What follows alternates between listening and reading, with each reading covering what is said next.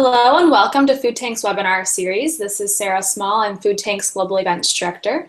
I'm really excited about today's webinar with Dr. Roger Leakey.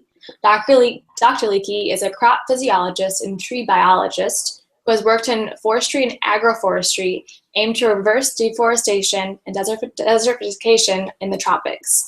Today, his presentation will focus on the global food crisis. Can we heal an ailing and divided world? This webinar will be recorded and posted on foodtank.com afterwards. You can also follow along and participate on Twitter using #FoodTank. Also, please submit your questions using the questions tab in your control panel or email them to me, Sarah, S-A-R-A-H, @foodtank.com. So without further ado, Dr. Leakey, it's wonderful to have you here today, and I'm excited to hear your presentation. I will give you the floor now. Okay, thank you, Sarah. Well, I think Food Tank is doing an excellent job at raising awareness around food issues. So I'm very happy to have an opportunity to make this small contribution to your cause. Addressing this title, The Global Food Crisis, Can We Heal a Divided and Ailing Planet, in 30 minutes is obviously a rather ambitious task. However, I will attempt to point you in a direction that I believe to be useful and relevant. The slide hasn't changed. For some reason, the slides are not working. Dr. Leakey, if you pull up the PowerPoint program and you click to the right, it should change for you. Okay, all right.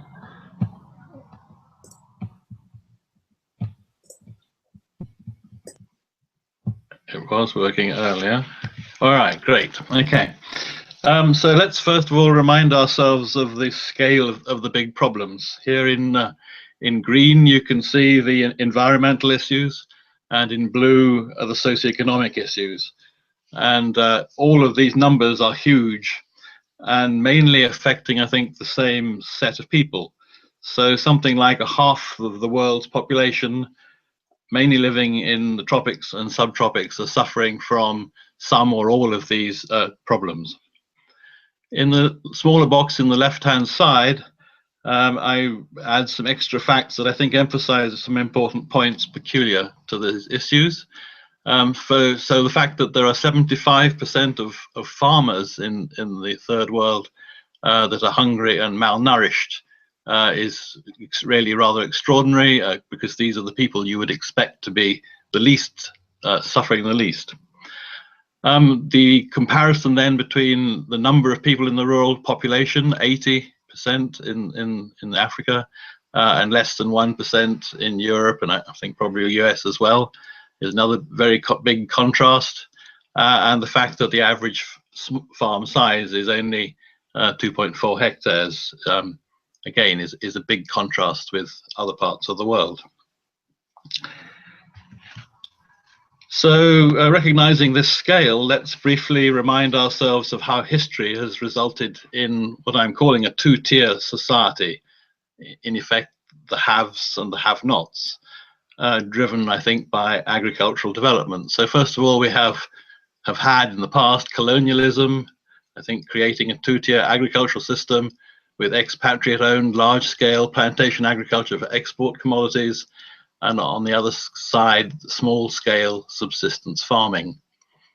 Then moving on to globalization, again, we have a two-tier marketing of food crops, the trade regulation of commodity crops against the informal local markets.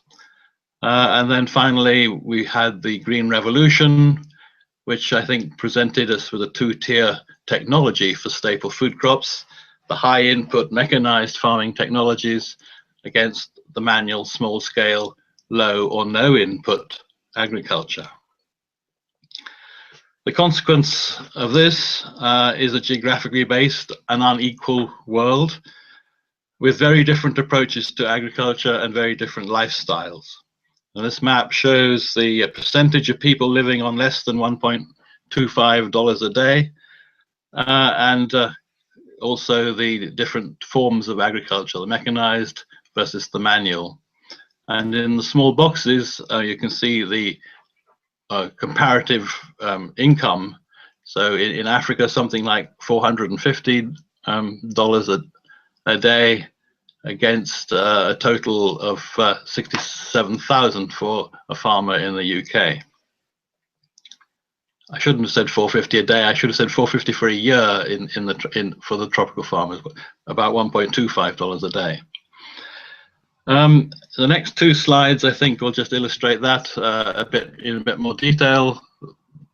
This large-scale industrial agriculture, as you're familiar with it in the US, versus small-scale, low-input farming systems based often on deforestation, then rapidly going into a loss of soil fertility and land degradation, and in this case, in the worst case scenario is obviously very severe erosion, like you see in the bottom right-hand picture.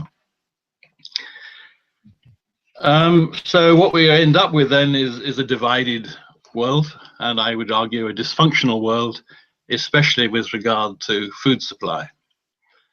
And I think the practical question then is, how do we turn this situation around to ensure that everybody gets the food they need without destroying our planet? Lots of people, of course, have said the solution is a more sustainable approach to agriculture. But in fact, I think almost none of them, if any, have actually gone on to say how we can actually do that form of sustainable agriculture. Just before leaving this introduction, I want also to raise one more question, and that is, to what extent are the other big social issues of terrorism, crime, drugs, civil war, immigration also a consequence of the social injustice that has arisen in the world? And to what extent is it prevalent and a result of this dysfunctional world? And does this have any association with agriculture? Okay, from that introduction, let's go on to see what's actually happening on farms. For some time, I think it's been recognized that poverty and land degradation are closely linked. And we see in this slide the downward spiral that results from poverty driving land degradation and land degradation driving poverty. In my next slide, I've tried to elucidate that downward spiral in a bit more detail. And it involves a complex set of social, economic, and environmental issues that are seldom recognized, I think, by policymakers. So if we start at the top of the nasty web diagram with a desire for security and wealth, that leads to unsustainable use of natural resources, ecosystem degradation and soil erosion, loss of biodiversity, breakdown of ecosystem functions, all of that resulting in loss of crop yields, and going on to hunger, malnutrition, and declining livelihoods. And then that spiraling right way around back to the top of the diagram with a desire for security and wealth. And to the left and to the right, excuse me, there are other impacts which we haven't got time to go into at the moment. But you can see then that this is a complex and downward spiral, adding more detail to the one in the previous slide. So I think it drives what in effect is a yield gap in small scale, low input, smallholder agriculture. And by a yield gap, I mean, in the left hand picture, we have the potential yield of a maize crop, as you would see in ideal conditions on a research station. And in the right hand picture, a rather poor example of actual yield in a poor farmer's field, where farmers have limited or no access to inputs and particularly to cash. So in effect, this yield gap is the result of an efficiency gap in agricultural technology. So just think a bit more about the yield gap. If this is a graph of maize yield, you can see that the biological potential is somewhere around 8 tons per hectare, 7 or 8 tons per hectare, and the actual farmers are actually achieving on average for Africa only 1.5 tons. So there's this massive difference between potential yield and actual yield, and these are figures in the small box are the averages for Africa. So it seems to me that The solution we need is not to try and improve potential yield, but we've actually got to try and fill that yield gap. Excuse me. So what I'm going to present is a three-step model, if you like, a generic model for how we can go about and start thinking about and perhaps applying techniques to fill that yield gap. So I'm suggesting that it has to be done in two stages. Step 1 and then steps 2 and 3, which run together. So what I'm aiming at then is to see if we can reverse the cycle of land degradation and social deprivation, such that now land rehabilitation drives enhanced livelihoods, and enhanced livelihoods drives land rehabilitation. And we're going to be looking at a bottom-up approach, so that we're working and finding out what farmers, starting by asking farmers what they actually want from agriculture and what they see as the main constraints, and working then with those communities to try and lead them through a process to close the yield gap and improve their livelihoods. So I think it boils down to needing to simultaneously do three things. First of all, we have to restore biological resources and natural capital. By that I mean things like soil fertility, water, forest vegetation, etc. We need to restore agroecological processes, that's the nutrient and water cycles, pest and disease control, and things of that sort. And thirdly, we need to try and enhance the livelihoods of poor farmers, and particularly there looking at nutrition, health, culture, equity, and importantly also income. And these are three things which I think are not being achieved in the developing world by intensive high input mechanized monocultural agriculture. So my alternative is to see how we can do these three things simultaneously using a highly adaptable generic model that can be modified to different circumstances. So let's just look at that in a bit more detail. In the left-hand photograph of this slide, in step 1, we're seeing the use of leguminous trees and shrubs to restore soil nitrogen. So in just 2 or 3 years of improved fallow with a leguminous tree or shrub, you can take maize yields from something like the 1 to 2 tons per hectare that we saw was what farmers are achieving, up about halfway up that yield gap to 4 to 5 tons, just by restoring soil nitrogen. To go further then requires P and K and other inputs, and that cannot be done biologically. So I think if we're going to go to that level, then we need to generate income so that the farmers can buy those inputs. And if they do that and apply those fertilizers, then as we saw earlier, they can get to the sort of yields that are found on research stations. In the pie diagrams at the bottom, you see a change in the way the farm is structured over this period, because in the really degraded farms, the farm has to be almost entirely put down to a maize crop that yields very little.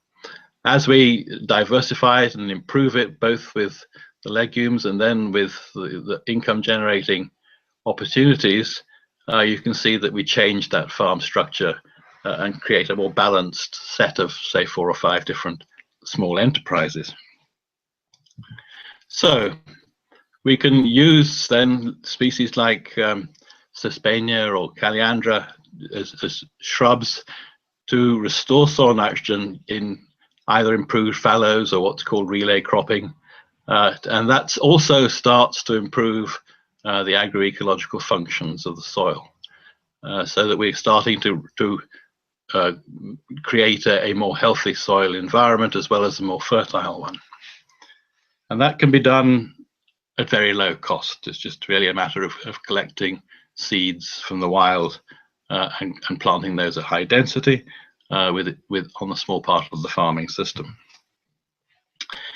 The second step then is to generate some income, and when we talk to farmers in in West Africa originally, they all said that what we really want to do is to be able to cultivate the species that we used to gather from the forest, the species that are on which our culture and tradition is based, and we want now to be able to cultivate those because the wild resource is severely depleted, and we have to go further and further in search of those species. And so there are thousands of species around the tropics and subtropics that have contributed to people's income and to their diets. And many of those species are almost unknown to science, and so there's a lot of work to do to start to bring those into cultivation. But that work started 25 years ago, and we've made great progress. So it started by asking farmers in Cameroon which of all the species they used to gather would be their priority choice. And this diagram just shows you the 5 top species that they identified out of a group of about 20 or 30 species. And they're probably species that with which you're unfamiliar, and we haven't got time to go into all the details about them. But the idea is that these farmers already know in their own village which trees produce the best fruits, or the tastiest fruits, or the biggest fruits, or the ones that are more easily marketed. And so they can develop those as simple cultivars by applying practical horticulture, grafting and marcotting and rooting cuttings to be able to create very rapidly cultivars. And the process that is engaged in from the point of view of ICRAF and other organizations that are doing this is the provision of skills and knowledge that just allows those farmers to empower themselves to become self-sufficient and to make the decisions as to which ones they want to cultivate, which trees they want to cultivate, and what they're going to do with them. So if we just look at an example, this is the case of safu in Cameroon. Here we see the sort of variation that you find in a wild population. And as I said earlier, this is a species which would be an important food crop, food species. And as you can see, it's locally marketed in the left-hand picture. The right-hand diagram shows the sort of morphological variation that you find in a single population. And you'll see associated with that some prices. So three biggish fruits in the middle selling for 250 Central African francs, and down at the bottom 22 fruits selling for only 50 francs. So that illustrates that not only do the markets recognize this variation, but it also recognizes that some of these trees are tastier or have other desirable characteristics. And so that's the baseline from which we can build a participatory domestication program. If you look at that in quantitative terms, then each of these graphs illustrates just that sort of variation, whether it's fruit morphology, whether it's medicinal properties, whether it's the essential oils in leaves or the edible oils or fatty acids in fruits and nuts. This is the common and typical pattern of tree-to-tree variation that's out there in any wild population. And it's exactly the same sort of variation as we see in populations of people, as you can see in the right-hand picture at the bottom.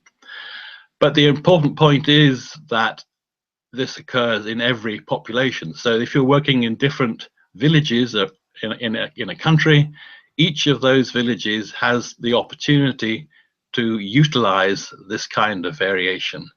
And so something like 80% of the variation occurs at the village level. And that means we can develop a decentralized approach to tree domestication and get the best benefits for the people, but at the same time not seriously limit the genetic variation of the species. So it's a very nice technique to be able to identify which trees are going to be useful and the best for developing new cultivars.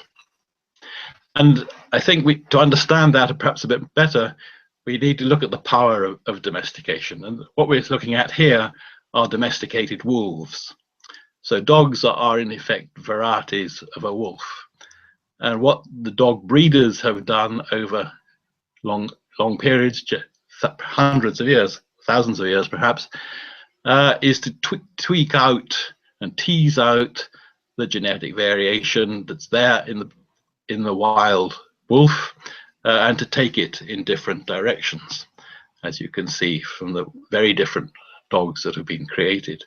Now, I think we can do exactly the same thing for each of these tree food species, because the type of variation that we have in outbreeding species allows all this variation to be there. And in trees, we can, instead of breeding it to go forward, we can identify the best individuals in a wild population and develop a cultivar. That gives us a quantum leap straight away. And then in due course, we can cross between those best cultivars to take the thing forward. And so there's a real opportunity with these tree crops to create something new, productive, and very high quality with new market potentials. And so what we look at in this graph is ways in which we would want perhaps to make some selection. So if you're interested in a fresh fruit, for example, you want the left-hand diagram, a big fruit with lots of flesh, perhaps a small nut, and you want the flesh to be juicy, tasty, and nutritious.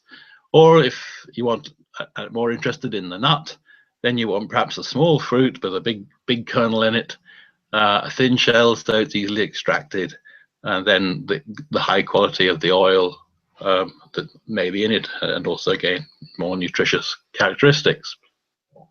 So this is the sort of approach which is being used, and you can actually develop fruit cultivars and nut cultivars within the same species, because many of them have the opportunity to go either way.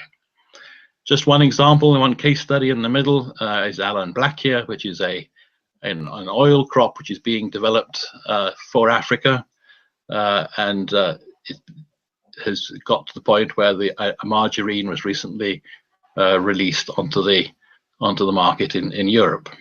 So these are real opportunities that we can go take forward to create marketable products from these sorts of species. So how do we do it? Well, it's basically with all that variation that we've identified in the wild, the farmers choose which trees they want to propagate to create as new cultivars. They can marcot them, or they can graft them, as in the second photograph here. Take that then to a village nursery, propagate that, bulk that up by rooting cuttings from it, and produce the small plant in the bottom right, which is already starting to produce fruits. You can see the fruits are almost at ground level there, within 2 or 3 years. So we're getting round the problems that many trees have. If you go through the breeding route, that it takes a long time before you get any returns. This way, by developing cultivars with mature tissues, we can instantly get to a situation where those rooted cuttings will flower and fruit and start producing marketable and useful products. And those marketable and useful products are, of course, a uniform copy of the one that you started aiming to produce. So that's just standard horticulture, and it's a way of doing it in a low-tech manner that can be done in remote locations. Now, we're talking here mostly about foods, but of course the same approach can be equally well done to vegetables and fodder, resins and exudates, medicines and other extractives, wood products, so that the range of marketable products available to small farmers actually covers all of this sort of range, and all of these, the same approach can be used for all of these different kinds of products. Okay, so that takes us quickly through the domestication story. Then we move to the commercialization, and here many of these species are already marketed and have been marketed for a long time locally, sometimes regionally. And so we can start, I think, with those markets, start by enhancing opportunities to put greater quality into those markets, increase shelf life, and get other ways of improving the the sorts of returns that we would get from those plants. From that left-hand end of this diagram, where we're seeing a traditional market stall, we can move towards perhaps a small, slightly improved cottage industry where some of the product is being dried and shelf life extended, and opportunities then to improve the marketing options and extend that through the seasons, and then move on to the next step, which would be to take that into a business set. As you can see, a range of species are already moving into that kind of development. So we're seeing the opportunities of developing these sorts of markets for these kinds of products. And the important step which we need to do in the development projects is to help farmers and other people in the rural communities to develop low-tech, simple methods of either drying products or cracking nuts or sealing them in plastic bags, extracting oil, etc., so that we can start to create these small cottage industries. Okay, so that quickly runs us through my three steps of this generic model: rehabilitation, domestication, and commercialization. And you can see that steps basically 1 and 2 give you a big jump into food security and domestic self-sufficiency. And then steps 2 and 3 together will help us to get towards improved income, opportunities for employment, entrepreneurism, and trade, with outcomes of further increase in income, empowerment, gender equity, opportunities then for education and improved infrastructures.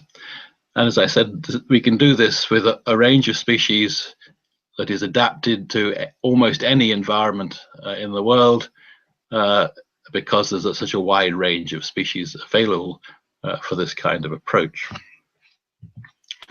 So what I'm suggesting then is that we can greatly improve food security by closing the yield gap in this kind of way, by better crop husbandry.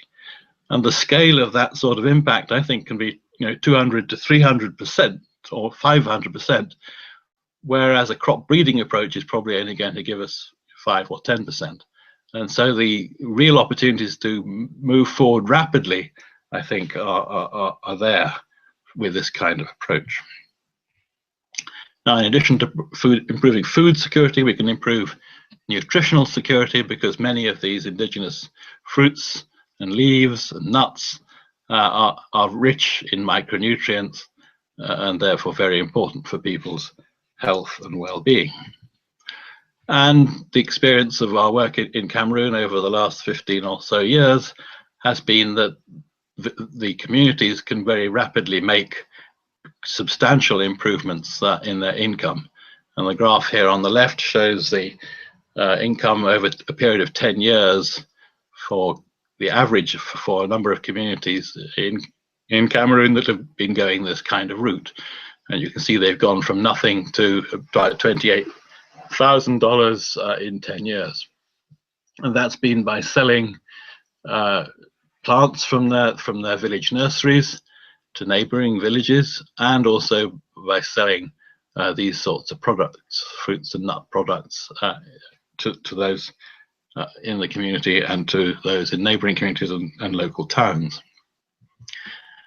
And as they get engaged into this kind of process, then the amount of revenue generated and the number of households engaged in this goes up.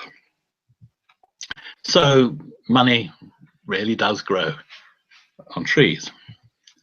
But if we go this route, we're not just generating money, we're also diversifying the agroecosystem, and I think promoting environmental sustainability. First of all, of course, by improving soil fertility, but also by creating a much more diverse farming system like the one you see on the right-hand side here, where you have a staple food crop monoculture as part of the farm and a more diverse tree cropping close by, producing a wide range of other products in which we have a very wide range of biodiversity, which makes that ecosystem function better. If we scale all of that up, then we can, I think, also see that because we're planting perennial plants, we can sequester a lot more carbon. And numbers coming from ICRAF and others suggest that if we were to do this to 45% of the degraded land, we'd be able to mitigate the sorts of carbon CO2 emissions from agriculture.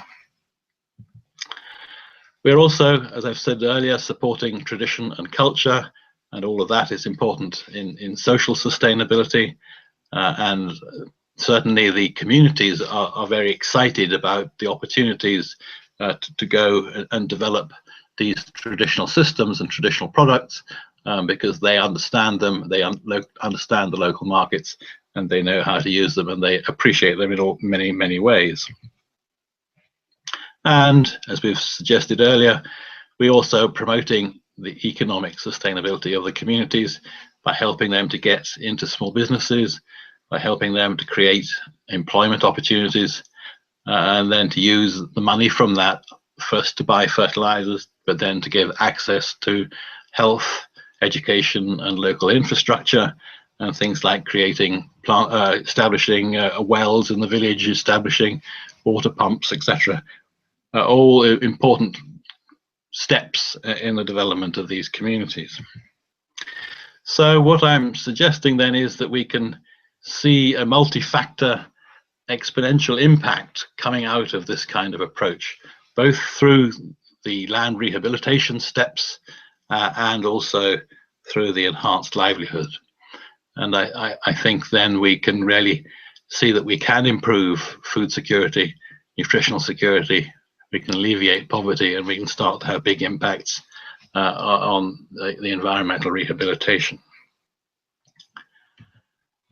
So I've mentioned once or twice a case study from Cameroon, which has now been running for about 15 years.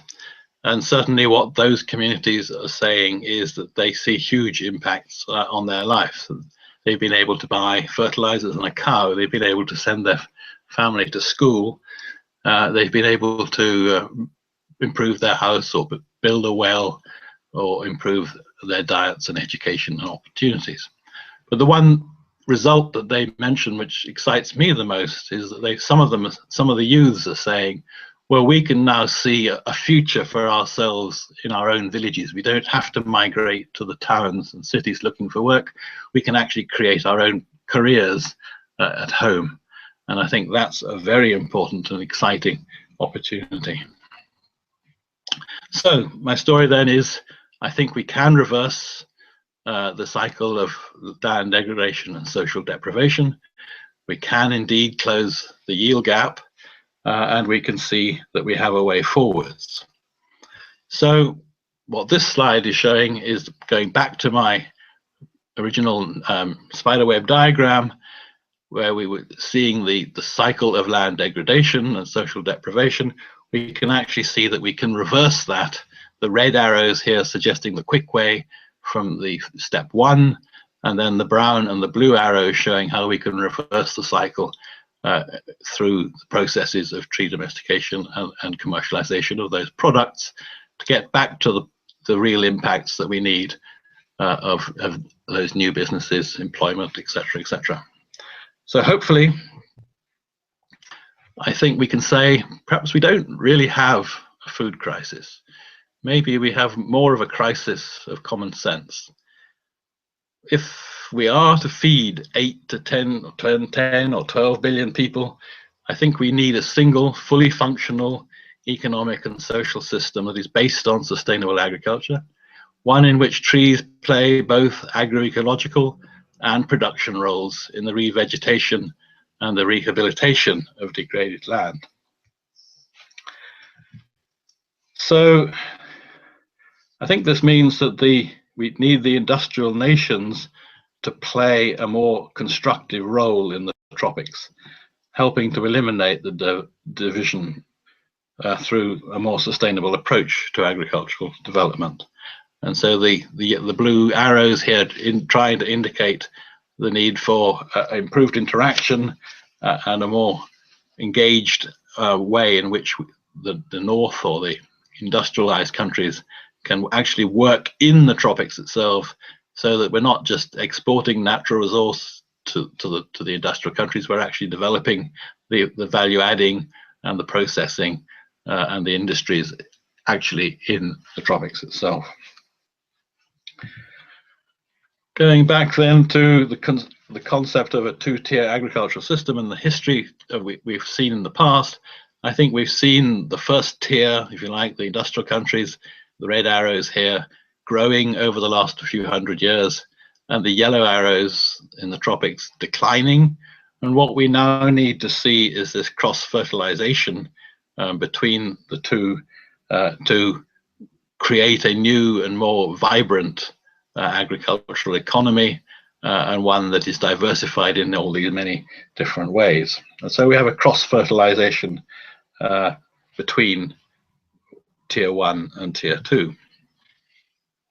So what I think I've been presenting is an unconventional approach to agricultural intensification, where we're seeing sustainable intensification as being agroecology plus, and very importantly, plus income generation. And I believe this is a road to progress. And importantly, I think it's also a bottom-up, African designed approach to benefit particularly Africans, but also other people around the tropics. And in addition to that, then I think this approach also helps to alleviate the message highlighted in this African cartoon.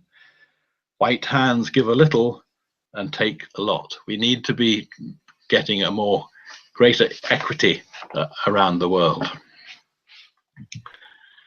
So I conclude that we can heal an ailing world, but the question is, can we actually acquire the political will to make the necessary changes?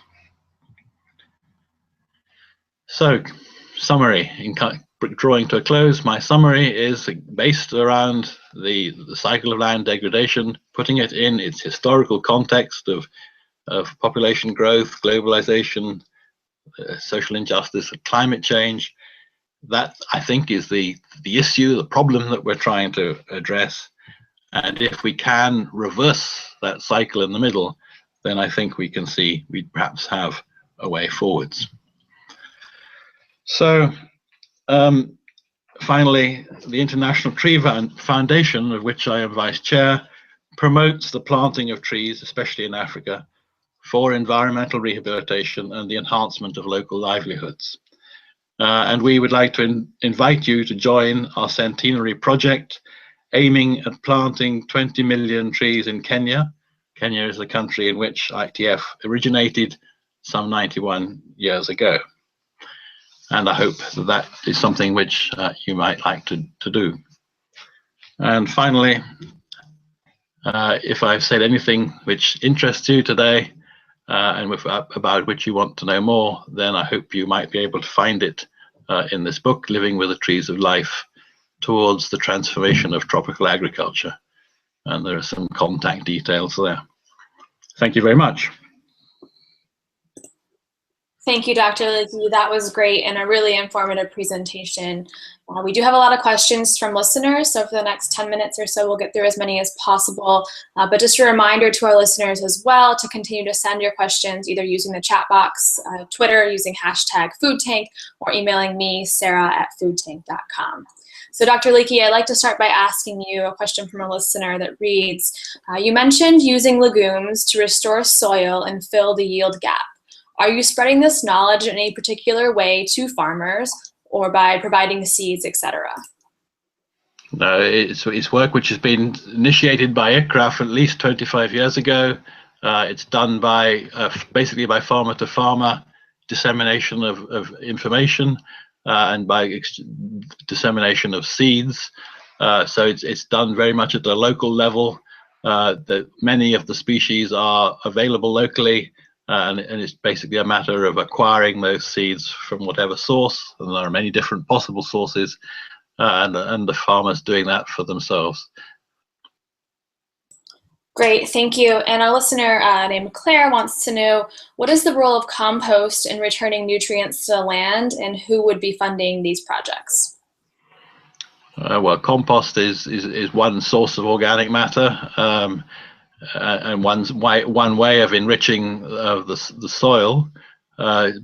So what I was suggesting is that by using leguminous trees and shrubs, you're getting the benefit of the biological nitrogen fixation, as well as being able to put that organic matter back into the soil. Who finances that? The whole objective of what I've been trying to get across to you is that much of this is things that the farmers can do for themselves. It doesn't actually require money, it requires skills and knowledge. And so the participatory domestication approach is one where people provide skills through farmer training schools, or what we call rural resource centers, without actually throwing money at farmers. I think it's very important to have a development system that is providing knowledge and understanding and skills rather than money, because I've been involved in so many large bilateral development programs over the years that pour money into a country or into a project for 2 or 3 years. Everything goes wonderfully for those 2 or 3 years, and perhaps for a year or two after, but then the whole thing dries up, and very often people are left worse off than they were before that development project. So this is a different approach to development. It's how do you do a bottom-up system of development that allows the farmers to get engaged and to do it for themselves, to become self-sufficient, and to be in control of the process for themselves, and to go at their own speed to make progress for themselves. And so it's a very different way of doing development, but I think it's a crucial one. Great, thank you, Dr. Leakey. And the next question reads, how is the traditional knowledge of farmers being preserved or spread? It's being preserved by them doing it for themselves. So it's very much the same answer as the last question, that these people have that traditional knowledge. Perhaps they won't have it for many more generations, but at the moment that is still there. And so they know that they have that information, and they can utilize that in whatever way meets their needs best. So it's not a matter of going around and telling people things, it's a matter of helping people to do things for themselves based on traditional knowledge, and adding to that some scientific knowledge and skills that give them the opportunity then to go into agroforestry, to go into horticulture, and to improve their lot. Thank you again. And our listener, Ariana, wants to know if you can address the role of genetically modified crops in the equation that you presented. Well, it's the system I've been presenting is one that doesn't require genetic modification, because there's so much variation out there already that we can fill that yield gap without having to go that route. One of the problems with genetic modification in the tropics is that if farmers don't have the money with which to buy fertilizers, then they don't have the money to buy seeds either. And so the question is whether genetically modified seed is actually an appropriate way for them at this stage in their development. So perhaps it's more important to come up with a technique that allows them to improve their food security by improving crop husbandry rather than by genetic modification. And as I did say earlier, also that by improving the breeding approach to improving potential yield doesn't seem to me to be the real opportunity of the moment. The real opportunity is to close that yield gap. Great, thank you. And the next question reads, who could realistically start implementing this bottom-up approach like today or tomorrow? And I think regarding both large and small farms, but also geographically around the world. Well, the first step is that the communities have to want it. And one of the things that ITF is experiencing at the moment is whenever we have money to contribute to rural development projects and put out a call for projects, we get many communities from around Africa and other parts of the tropics coming to us, and it's very clear that they understand what they want to do and what they need to do. They want to plant trees, they want to get the benefits of both fuel wood, timbers, fruits, nuts, and they want to have to improve the environment and get their areas revegetated. So anybody can do it. What we need, the constraint, I guess, the big constraint at the moment is getting perhaps the funding to set up the rural development centres, the rural resource centres that can provide the farmer training. But there are many NGOs out there in the countryside, and so there's many people out there who have the capacity to go take this route forward. It just needs, I think, a change in mindset in Washington, in London, in Brussels, etc., to see that this is the way forward for agricultural development. And we've had several questions regarding the techniques needed in order to implement the agroforestry practices. And so, as you just mentioned, there's lots of resources out there. Are there any training programs that you would recommend, or maybe we can share a list with those with our listeners after the webinar? I would suggest anybody interested looks at the ICRAF, the World Agroforestry Centre's web page. There are manuals, there are training courses, there are all kinds of ways in which you can get engaged and you can find out that information. And hopefully my book would also point you in those directions. Great. And just one more question that we have time for today. Do you have any examples that our listeners could learn from of farms or a region or community that are really implementing this really well? Well, the best example is the example that's been running the longest, which is the Cameroon case that I mentioned several times. That's in the southwest province of Cameroon. It started with a handful of farmers in 2 villages. It's now got up to 10,000, over 10,000 farms in 500 villages. That's happened more or less organically by farmer to farmer dissemination and people talking to one another, aided a little bit by some exercises to try and set up competition between villages and to take farmers from one village to another so that they can see what's going on elsewhere. But basically, it's something which is happening there. It's also happening in many other parts of the world now.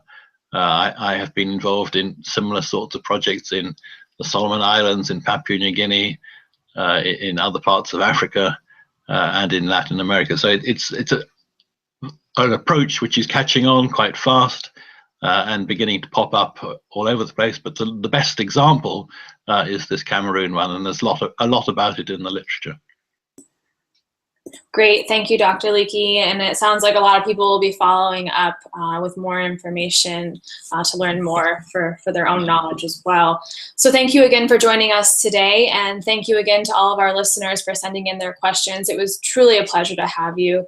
I just have one announcement that our next webinar will be on September 16th with Dr. Chuck Benbrook. He'll be presenting on the dollars and cents of soil health, and you can register now on foodtank.com. So thank you to everyone again, and have a great rest of your day. Thank you very much.